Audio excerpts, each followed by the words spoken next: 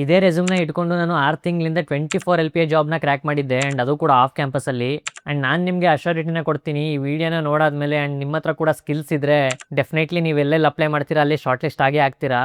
But ನಿಮ್ಮ ಗ್ರಾಮರೇ ಸರಿ ಇಲ್ಲ ಅಂತಂದರೆ ಫಸ್ಟ್ ಇಂಪ್ರೆಷನ್ನೇ ಹಾಳಾಗೋಯ್ತು. ರೆಕ್ರೂಟರ್ ನಿಮ್ಮ ರೆಸ್ಯೂಮ್ನ ನೋಡಿದ ತಕ್ಷಣ 5 ಸೆಕೆಂಡಲ್ಲಿ ತೆಗೆದ್ಬಿಟ್ಟು ಟ್ರ್ಯಾಶ್ ಒಳಗೆ ಹಾಕ್ತಾನೆ.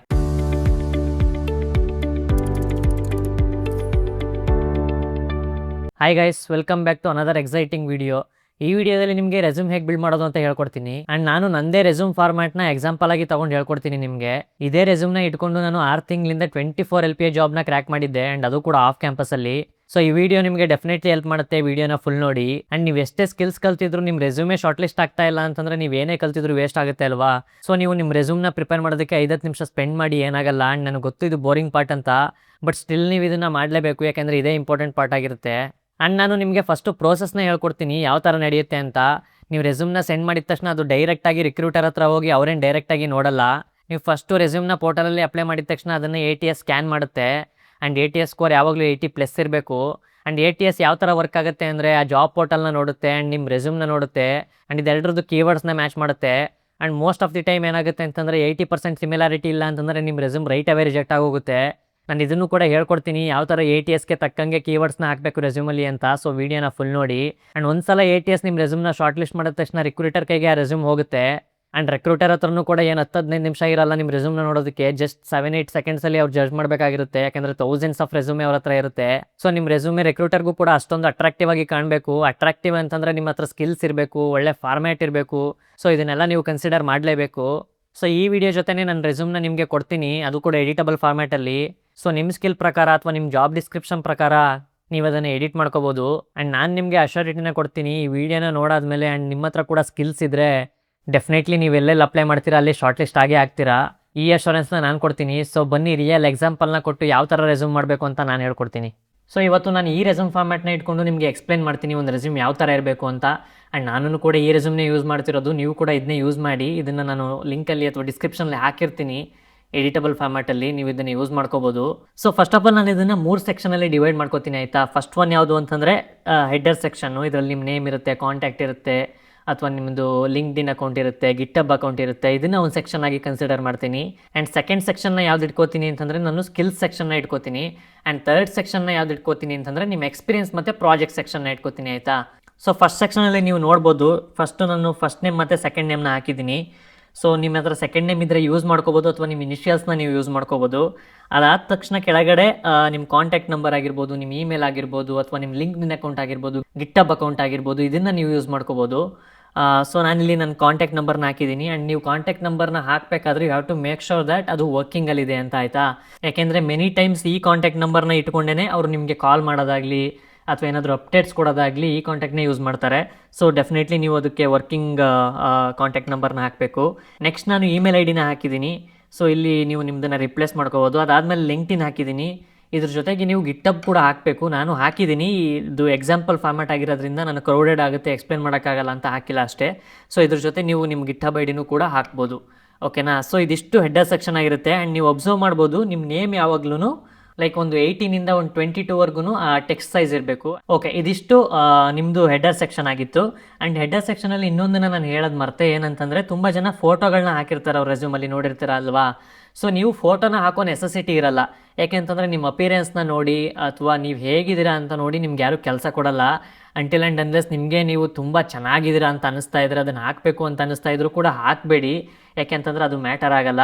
ಅದಾದಮೇಲೆ ಹೆಡ್ಡರ್ ಸೆಕ್ಷನ್ ಆದಮೇಲೆ ನಾನು ಟೆಕ್ನಿಕಲ್ ಸ್ಕಿಲ್ಸ್ನ ಯೂಸ್ ಮಾಡಿದ್ದೀನಿ. ಆ್ಯಂಡ್ ನೀವು ತುಂಬ ರೆಸ್ಯೂಮ್ಸಲ್ಲಿ ನೋಡಿರ್ಬೋದು, ಹೆಡ್ಡರ್ ಸೆಕ್ಷನ್ ಆದಮೇಲೆ ಅಬೌಟ್ ಸೆಕ್ಷನ್ ಇರುತ್ತೆ. ಅಬೌಟ್ ಸೆಕ್ಷನಲ್ಲಿ ಅವ್ರ ಬಗ್ಗೆ ಅವ್ರು ಎಕ್ಸ್ಪ್ಲೇನ್ ಮಾಡಿರ್ತಾರೆ ಆಯಿತಾ. ಸೊ ಅಬೌಟ್ ಸೆಕ್ಷನ್ನ ನಾನು ಸ್ವಲ್ಪ ಅವಾಯ್ಡ್ ಮಾಡ್ತೀನಿ, ಯಾಕೆಂತಂದರೆ ನಂದು ಕಂಟೆಂಟ್ಸ್ ಜಾಸ್ತಿ ಇರೋದ್ರಿಂದ 2 ಪೇಜು 3 ಪೇಜ್ ಎಲ್ಲ ಆದರೆ ನನ್ನ ರೆಸ್ಯೂಮ್ಗೆ ಅಷ್ಟು ವ್ಯಾಲ್ಯೂ ಇರಲ್ಲ. ಇನ್ನೊಂದು ವಿಷಯ ಹೇಳೋದು ಮರ್ತೆ ನಿಮಗೆ, ಏನಂತಂದರೆ 2 ಪೇಜ್ ಅಥವಾ 3 ಪೇಜ್ ಎಲ್ಲ ರೆಸ್ಯೂಮ್ ಇರಬಾರ್ದು ಆಯಿತಾ, ಜಸ್ಟ್ 1 ಪೇಜ್ ಇರಬೇಕು.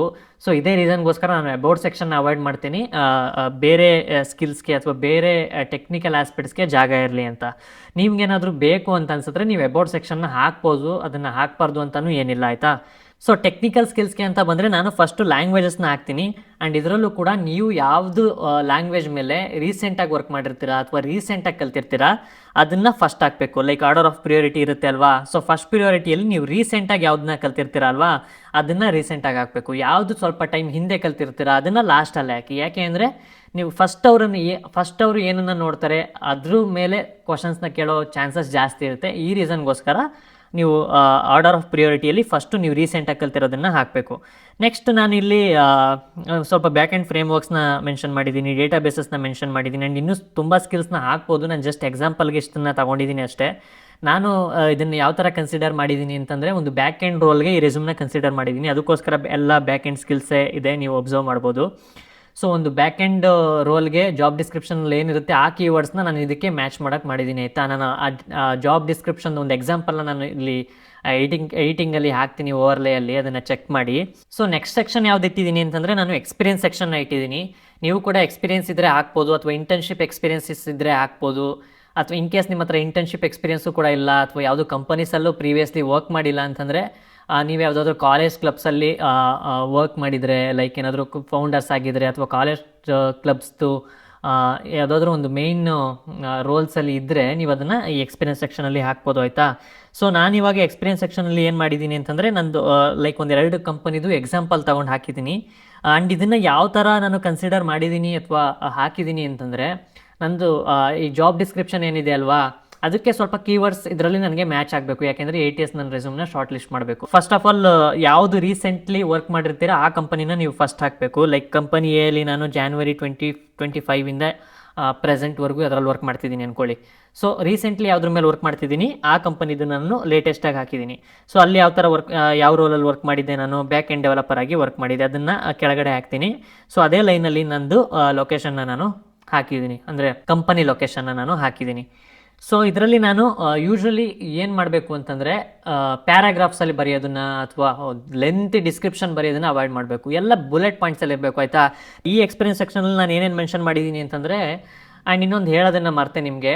ಸೊ ನೀವೇನೇ ಎಕ್ಸ್ಪೀರಿಯನ್ಸ್ ಸೆಕ್ಷನ್ ಹಾಕೋದಾಗಿರಲಿ ಅಥವಾ ಯಾವುದಾದ್ರೂ ಇಂಟರ್ನ್ಶಿಪ್ ಬಗ್ಗೆ ಹಾಕಿರೋದಾಗಲಿ ಅಥವಾ ಯಾವುದಾದ್ರೂ ಕಾಲೇಜ್ ಕ್ಲಬ್ಸ್ ಬಗ್ಗೆ ಹಾಕೋದಾಗಿರಲಿ, ನಾನೇನು ಮಾಡಿದೆ, ನನ್ನ ರೋಲ್ ಏನು, ಈ ಥರ ಜಾಸ್ತಿ ಎಕ್ಸ್ಪ್ಲೇನ್ ಮಾಡೋದನ್ನು ಬಿಟ್ಟು ನಿಮ್ಮಿಂದ ಏನು ಇಂಪ್ಯಾಕ್ಟ್ ಆಗಿದೆ ಅಲ್ಲಿಗೆ. ಲೈಕ್ ಫಾರ್ ಎಕ್ಸಾಂಪಲ್ ನಾನು GoTo ಅಲ್ಲಿ ವರ್ಕ್ ಮಾಡ್ತಾ ಇದ್ದೀನಿ. ನಮ್ಮ ಟೀಮ್ ಸೆಕ್ಯೂರಿಟಿ ಇಂಜಿನಿಯರಿಂಗ್ ಅಲ್ವಾ. ಸೆಕ್ಯೂರಿಟಿ ಇಂಜಿನಿಯರಿಂಗ್ ಟೀಮ್ಗೆ ನನ್ನಿಂದ ಏನು ಇಂಪ್ಯಾಕ್ಟ್ ಆಗಿದೆ, ಸೊ ನಾನು ಯಾವ ಥರ ಔಟ್ಕಮ್ಸ್ನ ಆ ಟೀಮ್ಗೆ ಕೊಟ್ಟಿದ್ದೀನಿ, ಇದನ್ನು ಜಾಸ್ತಿ ಮೆನ್ಷನ್ ಮಾಡಬೇಕು. ಅದನ್ನು ಬುಲೆಟ್ ಪಾಯಿಂಟ್ಸಲ್ಲಿ, ಓಕೆನಾ.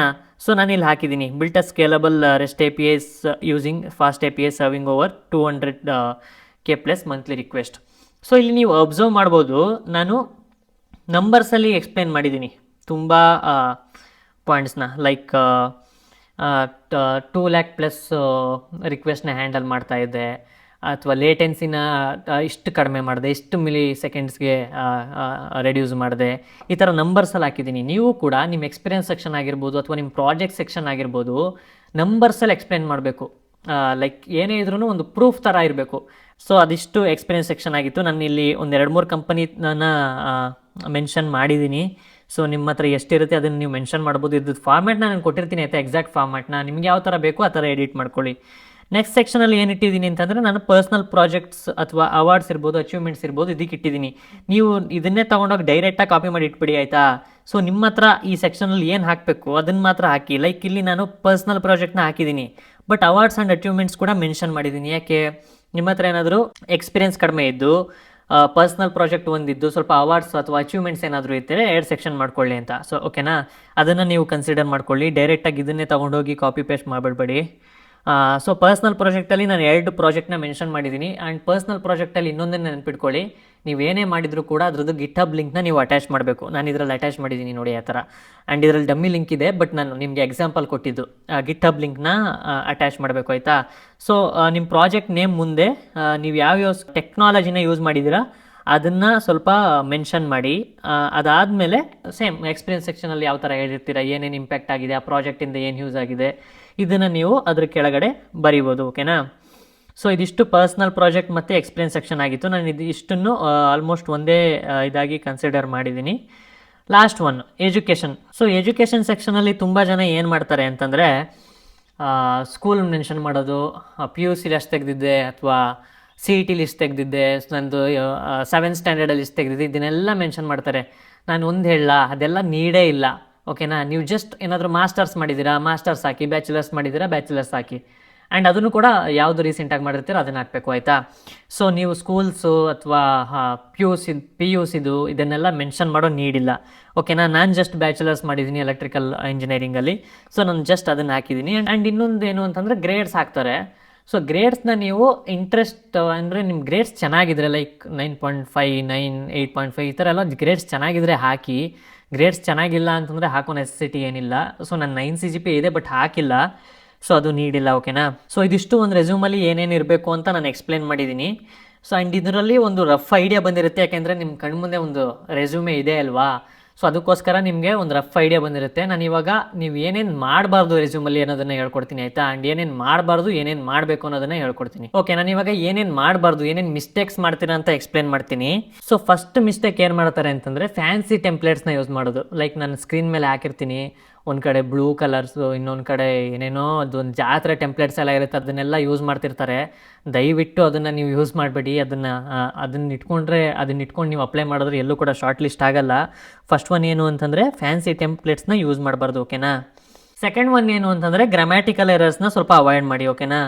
ಸೊ ನೀವೇನಾದರೂ ಚೆನ್ನಾಗಿ ರೆಸ್ಯೂಮ್ ಮಾಡಿರ್ತೀರಾ, ಅಥವಾ ನಿಮ್ಮ ಸ್ಕಿಲ್ಸ್ ಎಲ್ಲ ಚೆನ್ನಾಗಿ ಶೋಕೇಸ್ ಮಾಡಿರ್ತೀರಾ, ಅಥವಾ ಫಾರ್ಮ್ಯಾಟ್ನೂ ಕೂಡ ಫಾಲೋ ಮಾಡಿರ್ತೀರಾ, ಬಟ್ ನಿಮ್ಮ ಗ್ರಾಮರೇ ಸರಿ ಇಲ್ಲ ಅಂತಂದರೆ ಫಸ್ಟ್ ಇಂಪ್ರೆಷನ್ನೇ ಹಾಳಾಗೋಯ್ತು. ರೆಕ್ರೂಟರ್ ನಿಮ್ಮ ರೆಸ್ಯೂಮ್ನ ನೋಡಿದ ತಕ್ಷಣ 5 ಸೆಕೆಂಡಲ್ಲಿ ತೆಗೆದ್ಬಿಟ್ಟು ಟ್ರ್ಯಾಶ್ ಒಳಗೆ ಹಾಕ್ತಾನೆ. ಓಕೆನಾ. ಸೊ ನೀವು ಗ್ರಾಮರ್ ಎರರ್ಸ್ನ ಸ್ವಲ್ಪ ಅವಾಯ್ಡ್ ಮಾಡಿ. ಸೊ ಇದಕ್ಕೆ ನಾನು ಯೂಶ್ವಲಿ ಯಾವ ಟೆಕ್ನಿಕ್ ಯೂಸ್ ಮಾಡ್ತೀನಿ ಅಂತಂದರೆ, ನನ್ನ ರೆಸ್ಯೂಮ್ದು ಫುಲ್ಲು ಎಲ್ಲ ಮಾಡಿ ಆದಮೇಲೆ ಇದನ್ನು ನಾನು ChatGPTಗೆ ಪೇಸ್ಟ್ ಮಾಡ್ತೀನಿ. ಈ ಥರ ಒಂದು ಪ್ರಾಂಪ್ಟ್ ಏನಾದರೂ ಹಾಕ್ತೀನಿ, ಲೈಕ್ ಇದರಲ್ಲಿ ಏನಾದರೂ ಮಿಸ್ಟೇಕ್ಸ್ ಇದ್ದರೆ ಹೇಳು, ಗ್ರಾಮರ್ ಮಿಸ್ಟೇಕ್ಸ್ ಇದ್ದರೆ ಹೇಳು ಅಂತ. ಆ್ಯಂಡ್ ಅದನ್ನು ಡೈರೆಕ್ಟಾಗಿ ಏನು ಕಾಪಿ ಮಾಡ್ತಂದು ಹಾಕಲ್ಲ, ಅಲ್ಲೇ ಅದು ಮೆನ್ಷನ್ ಮಾಡಿದರೆ ಯಾವ್ಯಾವ ಗ್ರಾಮರ್ ಎರರ್ ಇರುತ್ತೆ ಅಂತ ನನಗೆ ಗೊತ್ತಾಗುತ್ತೆ. ಅದನ್ನು ಕರೆಕ್ಟ್ ಮಾಡಿಕೊಂಡ್ರೆ ಆಯಿತು. ಸೊ ಇದನ್ನು ಕನ್ಸಿಡರ್ ಮಾಡ್ಕೊಳ್ಳಿ. ಆ್ಯಂಡ್ ನೆಕ್ಸ್ಟ್ ಥರ್ಡ್ ಮಿಸ್ಟೇಕ್ ಯಾವುದು ಅಂತಂದರೆ ರೇಟಿಂಗ್ಸ್ನ ಆ್ಯಡ್ ಮಾಡೋದು ಸ್ಕಿಲ್ಸ್ಗೆ. ನೀವು ಒಬ್ಸರ್ವ್ ಮಾಡಿದ್ದೀರಾ, ಕೆಲವೊಬ್ಬೊಬ್ಬರು ರೆಸ್ಯೂಮ್ಸಲ್ಲಿ ಪೈಥಾನಲ್ಲಿ 5ಗೆ 10 ಕೊಡ್ತೀನಿ, ಆ್ಯಂಡ್ ಜಾವಾ ಕಲ್ತಿದ್ದೀನಿ ಇದರಲ್ಲಿ 2 ಔಟ್ ಆಫ್ 10 ಈ ಥರ ರೇಟಿಂಗ್ಸ್ನ ಹಾಕಿರ್ತಾರೆ. 5 ಸ್ಟಾರು, 3 ಸ್ಟಾರ್ ಈ ಥರ ರೇಟಿಂಗ್ಸ್ನ ಹಾಕಿರೋದನ್ನು ಅಬ್ಸರ್ವ್ ಮಾಡಿರ್ತೀರ. ದಯವಿಟ್ಟು ಅದನ್ನು ಅವಾಯ್ಡ್ ಮಾಡಿ. ಓಕೆನಾ. ಯಾವುದೇ ಕಾರಣಕ್ಕೂ ನೀವು ರೇಟಿಂಗ್ಸ್ನ ಹಾಕಬಾರ್ದು. ಆ್ಯಂಡ್ ಅದರಲ್ಲಿ ಅವ್ರಿಗೆ ಗೊತ್ತಾಗೋಗ್ಬಿಡುತ್ತೆ ಇವ್ನಿಗೇನಿದ್ರೆ ನಾಲೆಡ್ಜ್ ಇಲ್ಲ, ಅವ್ನಿಗೇನೆ ಕಾನ್ಫಿಡೆನ್ಸ್ ಇಲ್ಲ ಅಂತ. ಸೊ ಅದೊಂದನ್ನು ಅವಾಯ್ಡ್ ಮಾಡಿ. ನಾಲ್ಕನೇದು ಯಾವುದು ಅಂತಂದರೆ ಫೋಟೋ ಆವಾಗಲೇ ಹೇಳಿದೆ ಅಲ್ವಾ ನಿಮಗೆ, ಫೋಟೋನ ಹಾಕ್ಬಿಡಿ ದಯವಿಟ್ಟು. ಅದರಿಂದ ಏನು ಯೂಸ್ ಇಲ್ಲ. ಆ್ಯಂಡ್ ಅದು ಸ್ವಲ್ಪ ನೆಗೆಟಿವ್ ಇಂಪ್ರೆಷನ್ನು ಕೂಡ ಆ್ಯಡ್ ಮಾಡುತ್ತೆ. ಸೊ ಫೋಟೋನು ಕೂಡ ಹಾಕೋದನ್ನು ಅವಾಯ್ಡ್ ಮಾಡಿ. ಸೊ ಮಿಸ್ಟೇಕ್ಸ್ ಆಯಿತು. ಇವಾಗ ಏನೇನು ಮಾಡಬೇಕು ಅಂತ. ಓಕೆನಾ. ಡೂಸ್ ಇದನ್ನು ನಾನು ಆಲ್ರೆಡಿ ಎಕ್ಸ್ಪ್ಲೇನ್ ಮಾಡಿದ್ದೀನಿ ನನ್ನ ರೆಸ್ಯೂಮ್ದು ವಾಕ್ಥ್ರೂ ಮಾಡುವಾಗಲೇ. ಆದ್ರೂ ನಿಮ್ಮ ರೆಫರೆನ್ಸಿಗೆ ಸ್ವಲ್ಪ ಹೇಳ್ತೀನಿ ಕೇಳಿ. ನಾನು ಏನೇನು ಎಕ್ಸ್ಪ್ಲೇನ್ ಮಾಡಿಲ್ಲ ಅದನ್ನು ಹೇಳ್ತೀನಿ. ಫಸ್ಟ್ ಒನ್, ಆ್ಯಂಡ್ ಇದು ಇಂಪಾರ್ಟೆಂಟ್ ಕೂಡ, ಕೀವರ್ಡ್ಸ್ ಬಗ್ಗೆ ಆಗಲೇ ಹೇಳಿದೆ ಅಲ್ವಾ. ಕೀವರ್ಡ್ಸ್ ಯಾಕೆ ಇಂಪಾರ್ಟೆಂಟ್ ಆಗುತ್ತೆ ಅಂತಂದರೆ ರಿಕ್ರೂಟರ್ದು ಅಟೆನ್ಷನ್ನ ತೊಗೊಳೋದಕ್ಕೆ, ಅಥವಾ ATSಯಿಂದ ಶಾರ್ಟ್ ಲಿಸ್ಟ್ ಆಗೋದಕ್ಕೆ. ಆ್ಯಂಡ್ ಈ ಕೀವರ್ಡ್ಸು ನಿಮ್ಮ ಜಾಬ್ ಡಿಸ್ಕ್ರಿಪ್ಷನ್ಗೆ ರೆಲೆವೆಂಟ್ ಆಗಿರಬೇಕು, ಅಥವಾ ಮ್ಯಾಚ್ ಆಗ್ತಾ ಇರಬೇಕು. ಅದು ಫಸ್ಟ್ ಒನ್ನು. ಆ್ಯಂಡ್ ರೆಸ್ಯೂಮ್ ಯಾವಾಗಲೂ 1 ಪೇಜರ್ ಆಗಿರಬೇಕು. ಇದನ್ನು ಹೇಳಿದೆ ಅನಿಸುತ್ತೆ, ಇನ್ನೊಂದು ಸಲ ಹೇಳ್ತಿದ್ದೀನಿ. ಯಾವಾಗಲೂ 2 ಪೇಜ್ ಅಥವಾ 3 ಪೇಜ್ ರೆಸ್ಯೂಮ್ನ ಇಡಬೇಡಿ.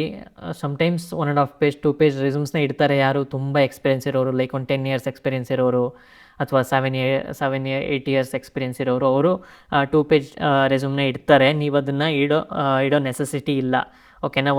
ಒನ್ ಪೇಜ್ ರೆಸ್ಯೂಮ್ನ ಯೂಸ್ ಮಾಡಿ, ಸೊ ದಟ್ ರೆಕ್ರೂಟರ್ಸ್ಗೆ ಬೇಗ ಗೊತ್ತಾಗುತ್ತೆ ನಿಮ್ಮ ಸ್ಕಿಲ್ಸ್ ಬಗ್ಗೆ. ಆ್ಯಂಡ್ ಥರ್ಡ್ ಒನ್ ಯಾವುದು, ನಿಮ್ಮ ರೆಸ್ಯೂಮ್ನ ಶೇರ್ ಮಾಡಿರ್ತೀರಲ್ವಾ, ಯಾರಿಗಾದ್ರೂ ಲಿಂಕಲ್ಲಿ ಶೇರ್ ಮಾಡಿರ್ತೀರ ಅಂದ್ಕೊಳ್ಳಿ, ಡ್ರೈವ್ ಲಿಂಕು ಅಥವಾ ಯಾವ್ದಾದ್ರು ಲಿಂಕು. ಈ ಡ್ರೈವ್ ಲಿಂಕು ವರ್ಕಿಂಗಲ್ಲಿ ಇಟ್ಕೋ. ಇದೆಲ್ಲ ಬೇಸಿಕ್ಸು, ನಾನು ಹೇಳೋ ನೆಸೆಸಿಟಿ ಇಲ್ಲ, ಬಟ್ ಆದರೂ ಹೇಳ್ತಾ ಇದ್ದೀನಿ. ಅದು ಆ ಲಿಂಕು ಅವ್ರಿಗೆ ವರ್ಕಿಂಗ್ ಇರಬೇಕು. ಅಂದರೆ ನೀವು ರಿಕ್ವೈರ್ಡ್ ಪರ್ಮಿಷನ್ನ ರೀಡ್ ಓನ್ಲಿ ಆ ಪರ್ಮಿಷನ್ನ ಕೊಟ್ಟಿರಬೇಕು. ಆ್ಯಂಡ್ PDF ಫಾರ್ಮ್ಯಾಟಲ್ಲಿ ನೀವು ಶೇರ್ ಮಾಡಬೇಕು, ಆಯಿತಾ. ಕೆಲವ್ರು ಏನು ಮಾಡ್ತಾರೆ ಅಂತಂದರೆ ವರ್ಡಲ್ಲಿ ಎಡಿಟ್ ಮಾಡ್ತಾರೆ, ಹಂಗೆ ಶೇರ್ ಮಾಡಿಬಿಡ್ತಾರೆ. ಅವ್ರೇನಾದರೂ ಮೊಬೈಲಲ್ಲಿ ನೋಡಿದ್ರೆ, ಅಥವಾ ಡಿಫ್ರೆಂಟ್ ಕೈಂಡ್ ಆಫ್ ಮಷೀನ್ಸಲ್ಲಿ ನೋಡಿದ್ರೆ ಅವ್ರಿಗೆ ಗೊತ್ತೇ ಆಗಲ್ಲ, ಅಂದರೆ ಎಲ್ಲ ಮೆಸಪ್ ಆಗಿ ಹೋಗ್ಬಿಟ್ಟಿರುತ್ತೆ. ಸೊ ಅದು ಒಂದು ಬ್ಯಾಡ್ ಇಂಪ್ರೆಷನ್ ಹುಟ್ಟಾಕುತ್ತೆ. ಸೊ ನೀವು ಯಾವಾಗಲೂ PDF ಫಾರ್ಮ್ಯಾಟಲ್ಲಿ ರೆಸ್ಯೂಮ್ನ ಇಡಬೇಕು.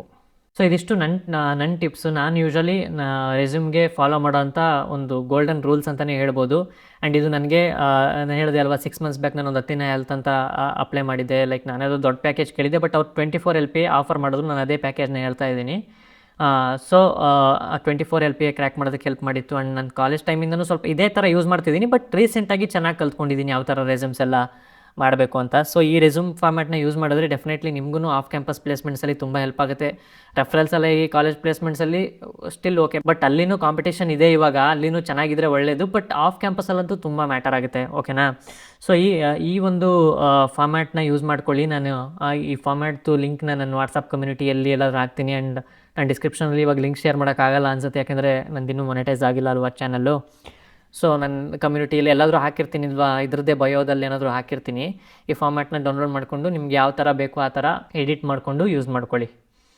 ಸೊ ಇದಿಷ್ಟು ರೆಸ್ಯೂಮ್ ಬಿಲ್ಡಿಂಗ್ದು ವೀಡಿಯೋ ಆಗಿತ್ತು. ನೆಕ್ಸ್ಟ್ ಯಾವ ವೀಡಿಯೋ ಬೇಕು ಅಂತ ನನಗೆ ಕಮೆಂಟಲ್ಲಿ ಹಾಕಿ, ಅಥವಾ ನನ್ನ ವಾಟ್ಸಪ್ ಕಮ್ಯುನಿಟಿ ಇದೆ ನಿಮ್ಮ ಹತ್ರ, ಅಥವಾ ಇಮೇಲ್ ಇದೆ, ನನಗೆ ಇಮೇಲ್ ಮಾಡಿ. ನಾನು ಆ ಟಾಪಿಕ್ ಮೇಲೆ ವೀಡಿಯೋ ಮಾಡೋದಕ್ಕೆ ಟ್ರೈ ಮಾಡ್ತೀನಿ. ಆ್ಯಂಡ್ ಇದುವರೆಗೂ ಯಾರ್ಯಾರು ನನ್ನ ಚಾನೆಲ್ನ ಸಬ್ಸ್ಕ್ರೈಬ್ ಮಾಡ್ಕೊಂಡಿಲ್ಲ ದಯವಿಟ್ಟು ಸಬ್ಸ್ಕ್ರೈಬ್ ಮಾಡ್ಕೊಳ್ಳಿ. ಆ್ಯಂಡ್ ಈ ವಿಡಿಯೋಗೆ ಲೈಕ್ ಮಾಡಿ. ನಿಮ್ಮ ಫ್ರೆಂಡ್ಸ್ ಯಾರಾದರೂ ಇಂಟರ್ವ್ಯೂ ಪ್ರಿಪೇರ್ ಆಗ್ತಾಯಿದ್ರೆ ಅಥವಾ ಪ್ಲೇಸ್ಮೆಂಟ್ಸ್ ಹತ್ರದಲ್ಲಿದ್ದರೆ ಅವ್ರಿಗೆ ಈ ವಿಡಿಯೋನ ಶೇರ್ ಮಾಡಿ.